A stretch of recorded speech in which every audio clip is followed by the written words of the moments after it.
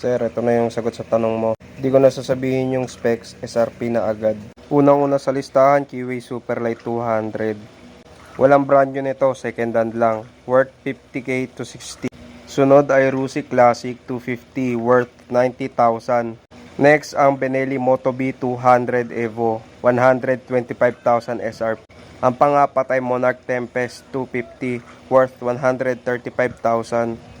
Ang panglima ay FKM Victorino 250i, worth 158,000. Ang top sa aking listahan ay Motorstar Cafe 400.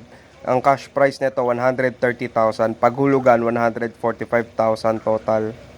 Kaya ito napili ko bilang top 1 kasi expressway legal to. Ang issue lang dito, walang ABS to. Analog pa yung speedometer, bulb type pa yung ilaw. Notable mention yung Yamaha XSR, 182,000 SRP. Yan yung mga motor na tingin ko ikasya sa height mo, kuya. Ride safe always.